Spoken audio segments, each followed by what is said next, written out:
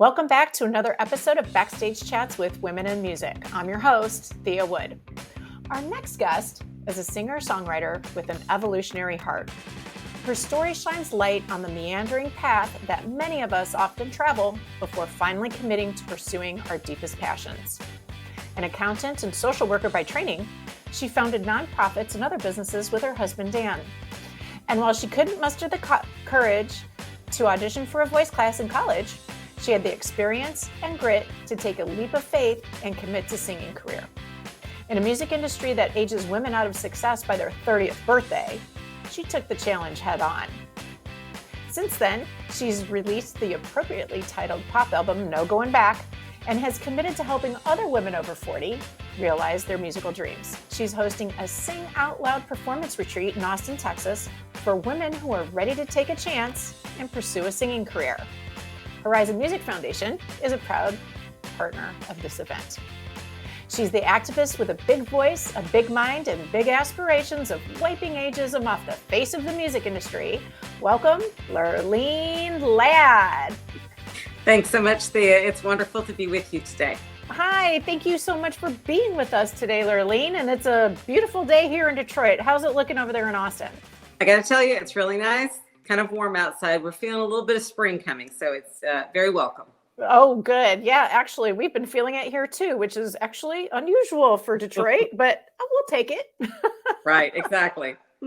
Well, I'm really excited to delve into your life, your inspirations, and how you got to where you are right now. But first, we always ask all of our special guests the shakedown questions. Are you ready to shake it down? Bring it on. Bring it on. I love the enthusiasm on that one. Well, the first question, hopefully, is an easy one. Who was your first concert? It was the Go-Go's. So, yeah. And I had to think back on it because I have a very visceral memory. The Summit was a venue in Houston that's no longer there. But at the time, it was kind of the go-to for big bands when they were coming into town. And yes, that was the first concert. And I distinctly remember the black, red, and blue mini dress I got from Judy's in the Galleria. So if you're a Houstonian, all that will ring true as to be the coolest place to be, where you shop, and then the concert. So yeah, it was a lot of fun. I remember it well. I'm sure you do. Well, and especially as a young person, they just had so much energy. They did. They were super cool, and the Flock of Seagulls opened. So wow, I got the whole gamut there, I think. Oh, very cool. All right. Well, then we move on to the next question, which is, what was the first album you bought with your own money? With my own money. Well, first of all, I'm the youngest in a big family. So there was always a lot of music in our house, but it was other people's selections, right? Because I came in last. So, right, everybody already had all their stuff. But I was thinking on this, and I really think it was the Beatles' White Album. And the reason for that, one of my sister's friends was like, "You don't know what that is? Oh my, you got to go out there and get that, And I was, so I was a little chagrined and got, obviously what a big deal it was, right? First of all, that there was more than one record in there, and then the intro and all the stuff that was there. So that was probably it was probably an expensive purchase as well. And I think about that. Well, moving up to today, who is on your rotation playlist, heavy rotation on your playlist now? This should not sound egocentric, but it's more out of necessity. So I'm listening to myself a lot right now. I'm going to Nashville in early March to record a song that was written some time ago, and it's a new producer to me. So I want to be really prepared, and so I'm singing and listening back to myself to make sure that I've mastered the material. And that may sound very laudable, but that's also a little bit of insecurity of wanting to make sure I'm good when I get there. So I have to balance some of that. I think it's a knee-jerk reaction to me to be over prepared. So I have to watch that it doesn't tip over into I'm just anxious, and that's how to deal with the anxiety. Yeah, you'll knock it out of the park. Okay, next question. This is a big one. Which woman has had the most influence on your career? And I feel like it really is my grandmother. She was such a huge force in my life. She made me feel incredibly special. And she was a writer truly in her own right. She wrote, we have all these beautiful letters that she wrote and poetry. And at the time, I didn't really understand the what and the why of all that. She was my grandmother, and this was just sort of things that she was also an amazing baker. And, but now where I am looking back on that, I realized that when I saw her do that, she was really showing me the importance and value of that inner life, of those ideas and thoughts, to give them voice, to bring them out. And that's, as I look back now, I'm like, well, of course. I mean, look, I could tie that thread straight on through that. She was so accepting of me. And then she was creative and modeled that behavior, which, you just don't realize how important it is. What seems innocuous really can make an imprint on you. And I'm just grateful for all the time she gave to me. Next question. If you could have dinner with any woman, dead or alive, who would it be? Well, it's sort of cheating, but I would like to sit down with my grandmother if I could do that. She's deceased. So to be able to sit down and talk with her and share all that I've done, to me that would be so great. Although I feel her with me all the time. I still would love to create sort of a beautiful table and a wonderful meal, and then, kind of get to bask in all that. So from that perspective, she would be my first. But right now, a person I'd really like to sit down and have dinner with, I would like to talk to Madonna. And I've been a fan of hers off and on, but right now I think she just announced her tour, of course. And I just think she's got some things in store for us. And I want to talk to her about what it's been like to have been in the public eye this whole time and sort of taken, she's taken some hits and she's pushing back. And to me, I want to hear what she has to say and what's coming next. She's an interesting woman, a woman on her own terms. And I'd love to sit down and have dinner with her. So if we can arrange that, maybe she's all pass through. From your lips to God's ears, man. And I will join you. Right. That would be, we just have a dinner party. And we'll have a dinner party. Here. Oh my gosh. I agree with you and Madonna. I got my tickets. I'm going to see her in Detroit, which, hometown, Michigan, and so I'm counting down the days. And of course, the biggest question is, I told my husband after he announced that he got us the tickets, and I was so excited and I was going on. I said, well, what my first question is? And he said, what? And I said, what am I going to wear? Right. Exactly. I mean, you have the whole dress for Madonna, right? Take her as your fashion inspiration. The choices are wide. Yeah, exactly. That's going to be a great night. It's going to be crazy. You have to write something about that concert. I want to hear exactly what your thoughts were. I'm sure it would. Well, thank you. And actually, I probably will, because I just wrote a letter, an article, an op-ed, I guess you might call it, on all of the cruel feedback that Madonna received after the Grammys, which happened last week. I know. And I think people, they sort of miss the point when they sort of start going down that path of picking it apart. It should be more of this and less of that. And it's when I start to hear people generally, but women specifically, start to sort of take her down bit by bit by bit by bit. First of all, I totally believe that whatever she's presenting to you, she's like a Rorschach kind of. Oh yeah, everything is meticulously calculated. Right, and whatever you're saying has much more to do about your mind than it has to do with her, and that's the whole point. That's been the point she's been serving up from the beginning. All right, well now we have our last question. This for some people is really hard, but it is, what is one life goal you'd like to accomplish before climbing that golden stairway to heaven? Well, I had a funny thing happen many years ago. Dan and I were in Dallas and finishing up all of his training, and we were in a place called Deep Elm, and there was a street festival of some sort, and there was a fortune teller there, like a palm reader. And so, sure, whatever, put my hand out there, and she looked down and she goes, you're going to have a second life, or like she even sort of intimated that it was maybe I was going to have another baby. And we were like, yeah. No, that's all done. So we're out there. But, we just kind of laughed it off. And then I was thinking about it later. It's that second life that's coming here. We've been at this for so long, my husband and I, side by side, getting him through medical school. We had to leave the state of Texas. We were, finally getting back to Austin. And I thought, yeah, that's what she meant. I think that's it. And then of course, shortly thereafter, my life completely changed, and music showed up in a way that was, took all of my time, attention, and my heart. And I literally woke up. And if I think about like, what are you trying to accomplish before you die? Like some people get caught thinking it's about trying to stave off regret. Like if I do everything, then I won't die with, with these regrets. For me, if I'd never gotten to that next chapter, that second part of my life where music became such a focus and gave me so much happiness, and I was able to pursue that to me would have been a far greater tragedy than if I maybe missed a goal on this side of the line.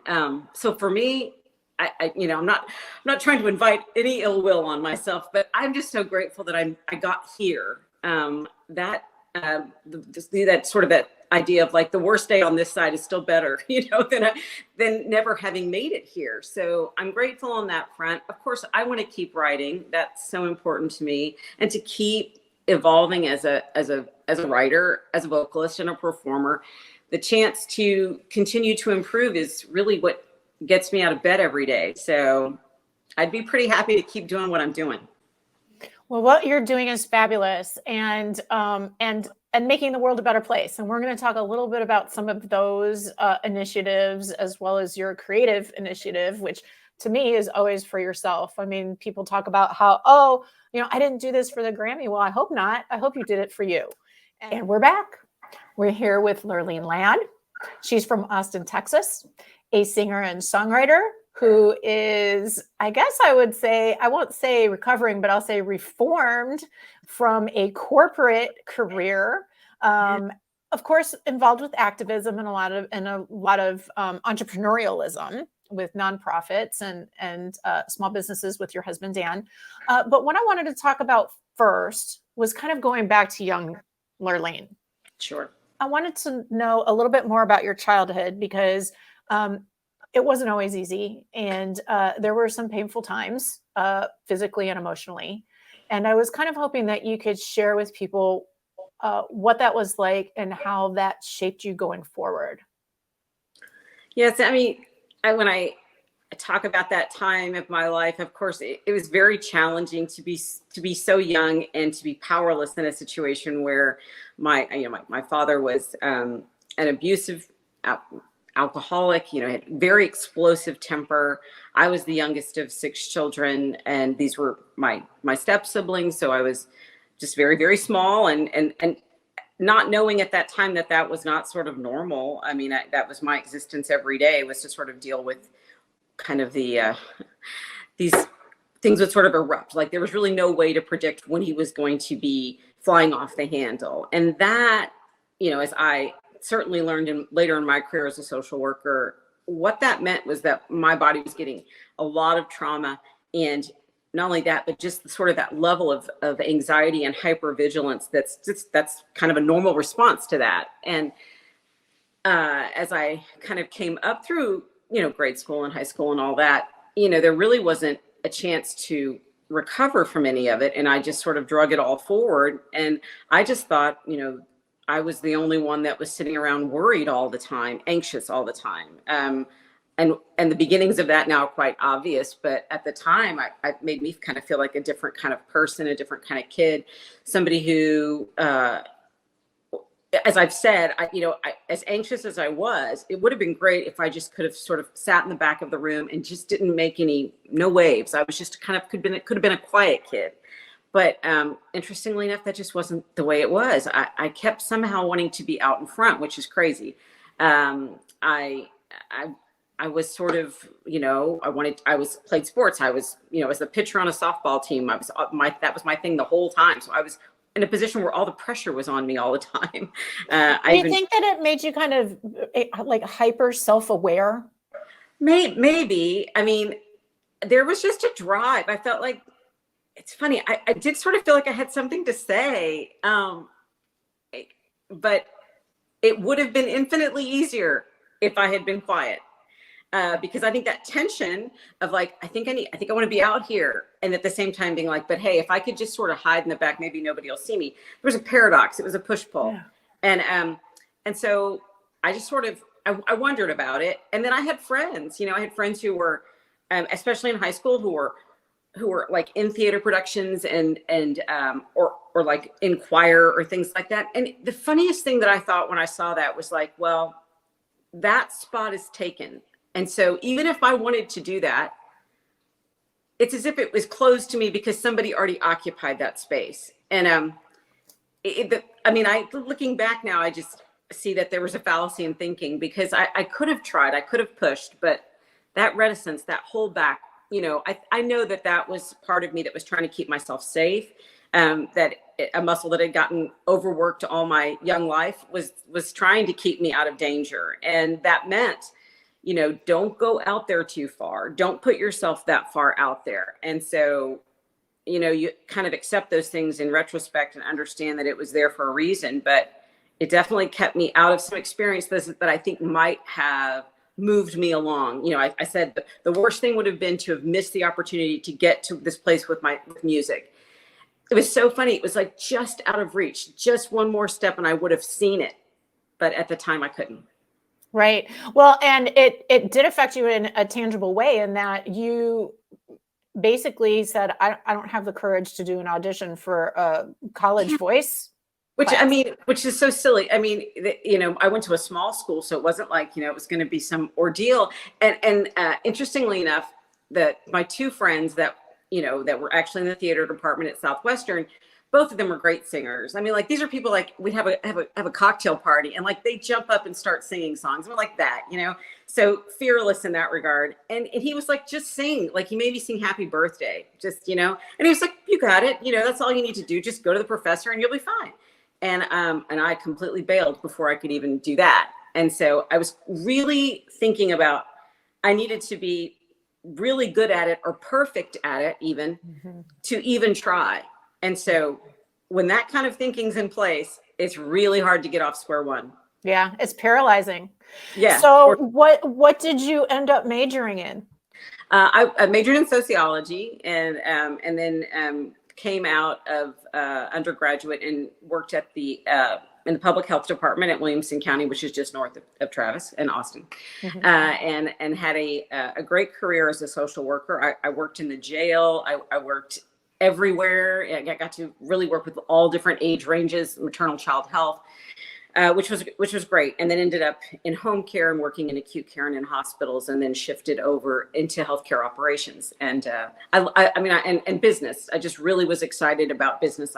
I'm a entrepreneur by nature. I will say that should line up with just about every musician you've ever spoken with, because every musician isn't a business of themselves. It is a small business. So some of that is analogous, but yes. I enjoyed the challenge of business and working with people and solving problems. I loved it. And I always say this, hey, listen, once a social worker, always a social worker. That's just because solving problems is the name of that particular game, of that job. And so it makes a nice transition to different industries for sure. Tell us about your hell no spreadsheet. Well, I mean, there was so as I started, performing more, once I began writing music and performing, I really had made some inroads, was getting a little more comfortable on stage, but it got to be so stressful. It was really the stage fright that got me. And it was interesting because once I was on stage, I was fine. It was strange in that the anxiety was in the run up to that. And after a particularly bad experience where I just was struggling and coping with a performance that was coming up, and I did what some people do, which is like, I'll just have a couple of drinks and just try to calm myself down. And I really took a terrible risk and drove my son in a car that I didn't even remember driving. That's how much I'd had to drink the night before. And that was a frightening moment where I had to really take stock of, I know I love to sing and to be out there and to be performing, but clearly my body and mind couldn't handle the pressure of that. And so I sat down and I was like, okay, you have your pros and your cons. You've got your, is it worth it or is it not worth it? And had to kind of create this spreadsheet, which, I love a good Excel spreadsheet, all life can fit in there. But it was a matter of really looking at that and saying, what can I do here? And so I took a giant step back and said, I'm going to take a break because I'm not able to handle this the way that I want to. And so that was sort of the hell no spreadsheet. Was like, I had a column for yes, column for hell no. But what it really taught me at that time was I had to reevaluate how I was going to come back at this again. And when I did, that second time when I came back, I was like, I'm all right. I had work to do. And some of that, you do some of that work with a therapist, you do some of that work, in the vocal booth, but the work must be done. And when I came back the second time, I was ready, and I didn't have the anxiety and the stage fright had sort of been wrestled down. And how old were you when you made that change, that leap? That second leap, I mean, I came to music in my late 30s. Probably in the last 6 years, we talked on the break. So my husband and I had a radio show, a medical call-in show on KLBJ. And I credit that experience along with others for what helped me get past some of the stage fright. So on live radio, there's no stopping. And if you make a mistake, you just keep going. So the very first show we did, they had a gentleman who had his own radio show on with Dan and I, and he started talking and he just stumbled on his words. And I was like, oh my gosh, like that man just made a mistake, and everybody heard it happen. And you know what? He just kept on going. And I could feel like a light bulb go off over my head, which was like, you just keep going. You make a mistake, you just keep going. So when you go back and think about how I was hung up on trying to be perfect first, that's job one, and then everything else will take care of itself. No. Being on the radio like that for 8 years and just on the fly, I think I let go of some of that perfectionism. Just started to wash away because I had so many experiences of like, you know what, we just keep going. And it's kind of like baptism by hellfire, I mean, you just got to jump in and do it and keep going until, the station break. But, exactly. And I agree. And actually, I heard some really wonderful words of advice when I interviewed Susan Rogers, who is a Berklee College of Music professor for audio engineering.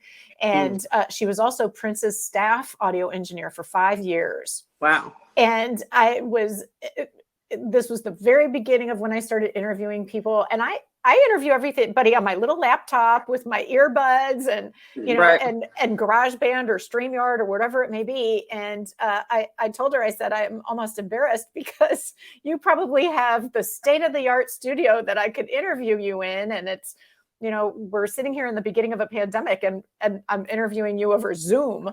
I think it was at that point. And she said the nicest thing. She said, Thea, content quality before anything else. If you have a great message, if you have great content, the rest of it will all just fall in line. Don't worry about it. And this is coming from a woman who, her whole career is on the quality of the audio sound. So she made me feel so much better. But I think that's important for all of us to remember, is that it's really about the message and the heart and the intent. And that's what people really connect with. I agree. A smart person once said to me, you don't major on the minors, major on the important stuff. And sometimes it's easy to get lost in all of these small things that can kind of jump up and seem to be the most important. It's like, do I look okay? We always sort of can get hung up on that. Have I figured out exactly the right thing to wear? Is it flattering? Sometimes, and I talk about this a lot. I say, listen, that voice that's sort of, especially for women, that's always sort of measuring, have we got it quite right? Is that it's impossible to make it go away. So I don't tell women that they're going to be able to achieve that. I mean, maybe they can go sit on a mountain and, contemplate and meditate it away. But I think for most of us, the best thing we can do is it's like a volume knob, we just need to be able to turn it down. Mm-hmm. That way, that seems a little bit more manageable than eliminate. Just turn it down. Some of that that self-critical, the sort of the tape that runs constantly. It's like, yep.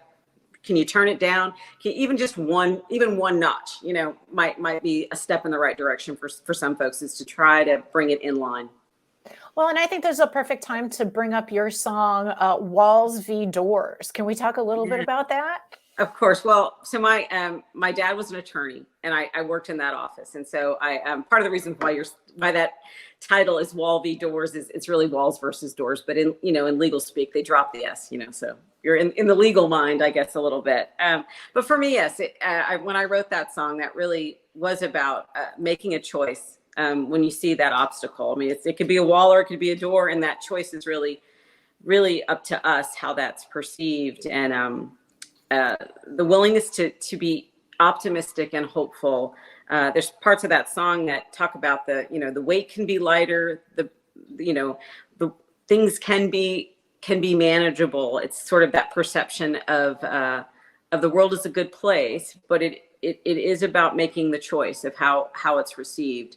So when I write, it's that saying, like, right, like you, like when you have a dream, everybody in the dream, you're that character, you're the tiger that's chasing you through, your middle school, and you're naked. You're all of those things. You're the tiger, you're running for your life. You're every friend you see because you're writing the script. So for those songs, many times I'm writing to remind myself that, I think there's a line in there that says you're more than your past. There's a part in that song where I sing every time that you're not alone, and I'm going to make sure of that. And every time I sing it, I bring my hand to my chest, because I remember I wrote that for myself. I'm not going to leave that tender part of me to be on her own and unprotected.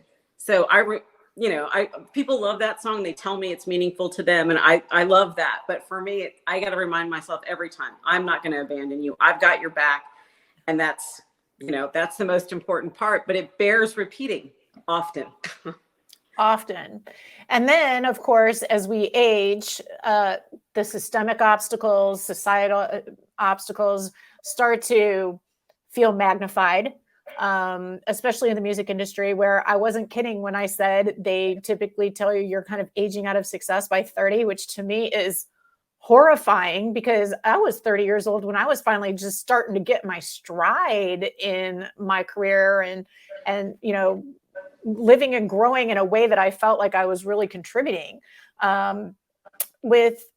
With you, what has your experience been joining into the music industry officially later in life? Well, I mean, I certainly, I felt it sitting there. I mean, right when I was beginning to write music, and of course it was hilarious. I wrote 3 songs and ran to Nashville. That's what you do, write 3 songs and go there and, sort of stand up and wave that CD in the air. But I mean, I definitely felt it when I was contemplating this, because I thought people are going to think I'm out of my mind. I'm 37 and everybody, you see these stars that are coming up, they're like 16. I joke about America's Got Talent. Their latest winner at one point was 12 or, whatever, 8 years old, whatever. That precocious talent really can get into your mind and make you think, well, oh my God, there's no time for me to develop because I'm so late. And that's not fair at all, but I didn't even think I had any, what could I possibly say? I had to get out there and do what I could do, but it felt like I was, this thing was going to hold me back. However old I was, it was too late. And that just was that voice to constantly, that sort of undermining voice of like, see, you should do something else. Why are you, this is way too hard. Figure something else out. You don't have to do this. This is so dangerous. You're out there in front of all these people. And back to the idea of like, there's no time to develop, and talent takes time to develop. I often quote, I have to get it right because it's Bill Withers. I sometimes say Carl Weathers. It's wrong. That's an actor. He was in Rocky. Bill Withers, he was an incredible musician, who said, nobody gets to wonderful without passing through all right. And that is true for everybody. And if you find that you're discovering this passion that you have at whatever point in time it is, you're 20, you're 30, you're 40, you're 50, or beyond, you still have to develop. You found the passion, but you need a chance to improve your skills, to learn. It's all the things that we afford to children when we're getting them all these enrichment activities, right? They're going to learn the violin, and they're going to play select soccer, and and they we run them all over the place. So what we look at when we watch a child coming through those development stages and the chance to learn, there's sort of this open sense of, yes, that's what you're doing. You're learning these new skills. And so if you're not great at it today, that's okay. But we don't afford that same sort of learning arc for adults. And I think it's particularly tragic because you don't get to have every experience by the time you're 15. You're going to discover things about the world and yourself every decade you're alive, and they're going to trigger things in you. And you may suddenly decide that, it could be anything. Maybe you want to be a potter, or, you want to be a writer, you want to do any of these things. And the idea that it's simply foreclosed to you because of some crazy date of expiration, it makes me mad. So let's talk a little bit about your upcoming retreat event. That is actually, we're partnering with you at Herizon Music Foundation. We're super duper excited. It is called the Sing Out Loud Performance Retreat. Yes. I'm super excited about this. Can you please share with people what this is about? Right. So I wanted to put something together for women that were kind of like me, that maybe they have been at a different career path, but they have discovered or have wondered about, I'm a person, maybe they're a person that really loves to sing. Maybe they go to karaoke all the time, or they've always had this dream that this is something that they wanted to pursue.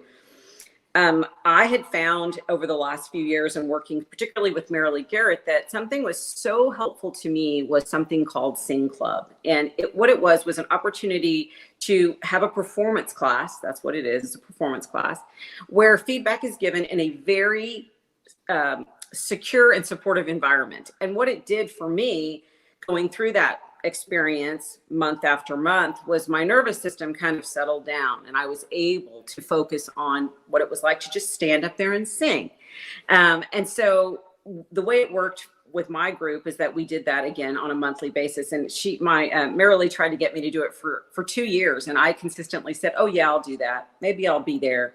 Then I would say I was going to be there, and I'd cancel at the last second, because I was like still, trying to avoid confronting. This was the dragon that had to be slayed. So I kind of put it off for a while. Finally, the last time she said something, I said, you know what? I'm going to host this thing at my house now forever, or for at least for 2 years. So there was no way for me to outrun, couldn't outrun it anymore. So I had it at my home. And when I did that month after month, I did discover that was exactly what I needed. Again, a supportive environment, a chance to sort of be in performance mode, but with the stakes being lower. So a big part of the retreat is that exact experience, and to have Marilee there to offer that guidance and vocal instruction as needed, but also just women together in that safe place where it's sort of a judgment-free zone, because that's not the purpose of Sing Club, is like, let's hit her with so much feedback. That's not the idea here. It's really about getting comfortable on stage. So the retreat focuses on that. We bring in some other folks to help. Really, the idea here is it's sort of an intensive, but the idea is that once they go home, they're going to leave with lots of experiences, of course, but they're going to leave with knowledge and support and assets that they can deploy. So when they get back to home base for them, they're going to be more confident. They're going to have more vocal freedom. They're going to have spent some time in a couple studios here in Austin. So they'll have a work product of their own that they can take home, but they'll also have spoken with somebody who can help on the social media side. So that if there's someone who's like, I want to go, there's a coffee shop down the street, I want to go play there, they're going to leave with something they can hand that person because they can't just walk in and go, hey, I'm a singer and I'd like to play here. If you can't hand that person something, or at least a link to something else, right, you kind of can't start. So it's trying to give these women some tools. And I mean, the retreat really is for women 40 plus. I think there's lots of opportunities and organizations out there that can help women in music. But I really feel like the women that are 40 plus, they need, I think, some specific coaching. I think, helping to set their expectations and to counteract some of the BS that they're going to hear about, you're too old, you should really, you should try to look as young as humanly possible. And that might lead them to do all kinds of crazy things that don't really even represent themselves the best that they can. So I really hope the retreat gives them skills, and then I work with them and the other folks there, as we say sometimes, like I said, to turn down the volume on the negative self-talk, so that we can get them moving forward. We did in December, I launched that second CD, and we did a nationwide search for women to open for my release event.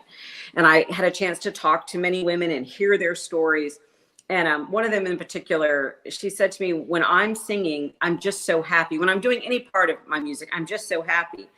And I said, then that's not something that's lying to you. When you get that sense of alignment and you in that flow, that's as true as you're ever going to be, is those feelings. And so I said, you can trust that. You don't have to talk yourself out of it. I said, you can listen to that certainty that you're feeling. And so the retreat for me is to help women get to that feeling of alignment, and then to give them really practical tools so they can get on stage and perform. They can go to a studio where they are, know what to say to a producer. When, I've worked with different folks at different stages of their own professional development. And I say, do you have a chart for a song? And they hand me something that indeed is a chart, but will any musician be able to pick that up and play that? Maybe not. Yeah. And so I want to help with something as simple as that. When you say you've got a chart and you're going to hand it to a bass player that you've never met, I'm going to promise you the chart that you're going to leave with is going to be understandable anywhere. And not everybody has access to that kind of information, that kind of training, as somebody who will tell them the truth. And a big part of the retreat is just knowledge and again, tools that they can take and feel confident, because that's always what I wanted. I wanted to be like, okay, I'm, if I'm going to walk in somewhere, I'm professional. I've been in, general manager, basically a CFO, and sometimes, and I was this very confident woman, and to walk in on the music side and to be an absolute beginner, to not even know the questions to ask. I mean, talk about feeling like a fish out of water. It was often the way I felt. So again, the retreat is I'm trying to put those pieces together for them so that they can be as confident as they can as they make those moves into their career. That's right. I want to help. Well, and you are, and it's a multi-day retreat. So the actual active days are 3 days.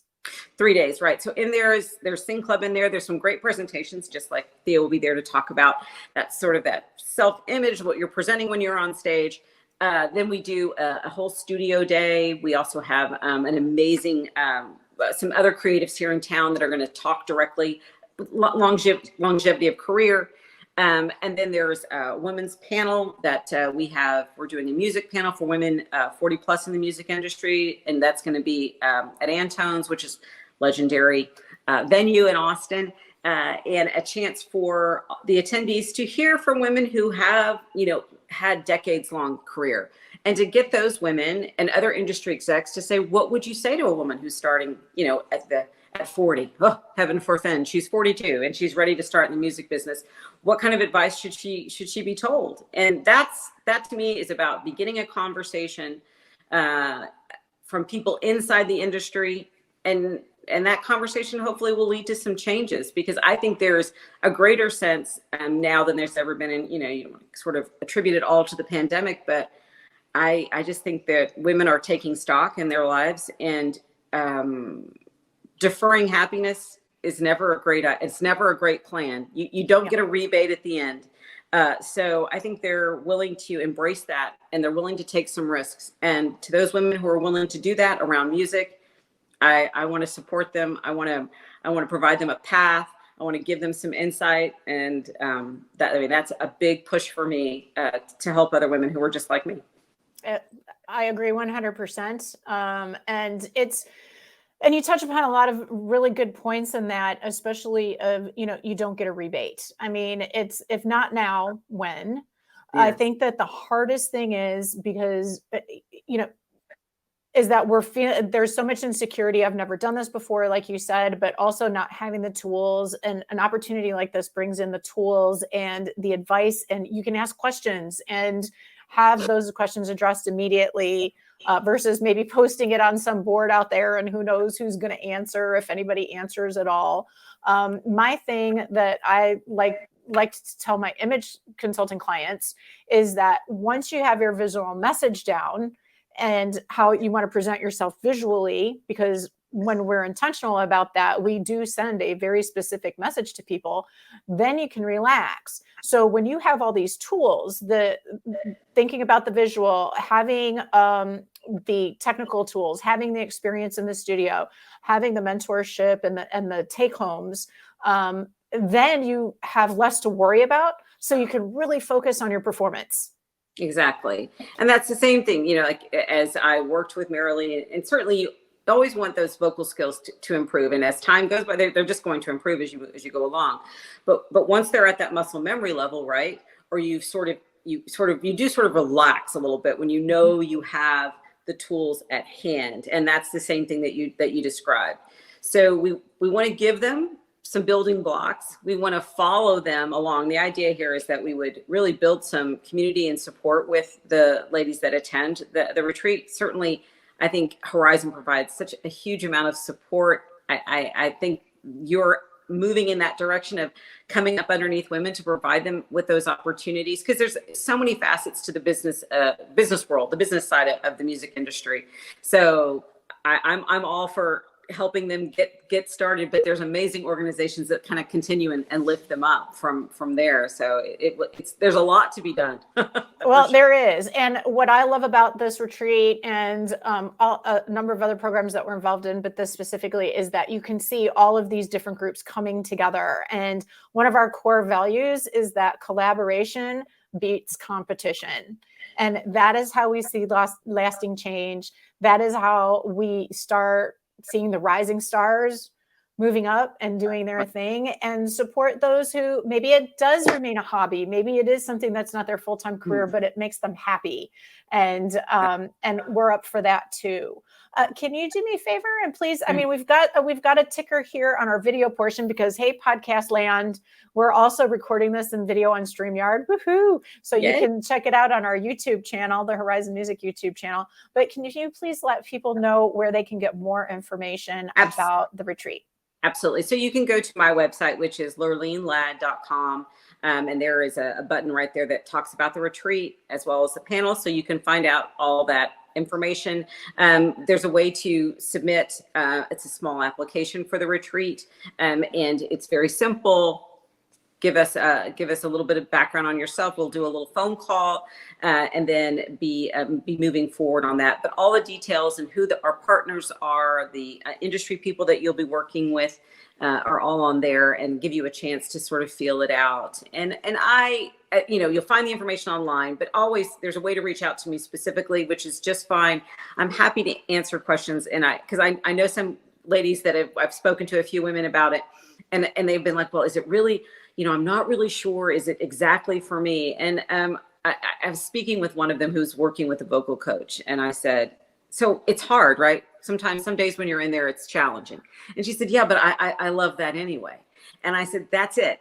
That's exactly what you just needed to say. So even when it's difficult, you want to do it anyway. That to me, and I'm happy to talk to any woman who wonders if the retreat is right for her, but that willingness to stretch, the willingness to be a little uncomfortable, that is what's required. If you're a woman that music matters to you and you want to perform, honestly, at any age, but in this sort of area here beyond 40, is your willingness to be seen, a willingness to show that strength, because it is easier. It is easier to leave this to the 16 and 17-year-olds if you're talking about what's easy. But if it's what makes you happy, then you're going to be willing to put up with the hard part, to go the uphill part. We're going to be there to support you. But if you know that about yourself, then the retreat will be a great experience for you. If you have questions, you can talk to me. I'll tell you all about it in detail. We can email and chat about that. Absolutely. But, and to me, it's much more fun to do it with other people. Right. I mean, that it shows that you're not alone, because we're, especially in the music industry, as musicians, you kind of feel like you're a solopreneur and you're having to take on so much by yourself. So meeting other women who are in a similar situation to you and have the same interests and probably aspirations and the same interests and the same fears. So when I read all those stories from the women that submitted in the nationwide search, their stories were certainly unique to them. But the running themes were all the same. They just did not have a sense that they were entitled to pursue something that made them that happy, that they weren't good enough. That sense of self-worth ran all the way through it. And everybody had different experiences that affirmed to them that maybe they weren't good enough to do this. But they sometimes had nothing to do with music. It just undermined their sense of strength and sense of self. And that's really the core. Once you can turn that, and you're on stage, then it's just about the song. then it's just about giving to other people. But when your self-esteem is sort of in the wrong order there, and undermines you from even trying. And so that's the part that I want to help them to grow, because that resilience, that certainty, then they're out there on stage, it's just about sharing their gift. It's about sharing the song. Follow the song. Follow the song.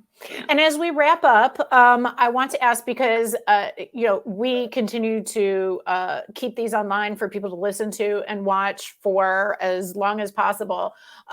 Evergreen, as we call it, evergreen programming in the industry. I wanted to ask, will there be future retreats or programs that you'll be hosting in case people don't hear this until after the fact? We think we can get the retreat to a place where we might be doing it twice a year. So you sort of have a spring class and a fall class. So please continue. You can follow me at lurleenladd.com and on social, because we'll continue to put upcoming dates for additional retreats and additional programming. We certainly think that the women's panel music for women 40 plus will be something that comes around again and again and again. We're just excited to get started and start that dialogue. So much more to come on that. Contact Lurleen, LurleenLadd, LADD.com. And she can give you all of the details, including arrangements and ideas they have for you for travel if you need accommodations. Absolutely. We're inviting women nationwide. Come on out. And I look forward to seeing you there, Lurleen. I look forward to seeing some of our listeners and meeting you and sharing this experience. It's going to be a lot of fun. I really appreciate that you came on the show today. Thanks so much, Thea. It's been wonderful talking to you. And I have lots of ideas. I'm fired up even more here. Oh, I am too. With Lurleen here, we just had the greatest time talking about this upcoming retreat. But most importantly, in ongoing forward, we share stories like Lurleen's because they inspire us to be dreamers, rule breakers, and rock stars. Until next time, it's a wrap.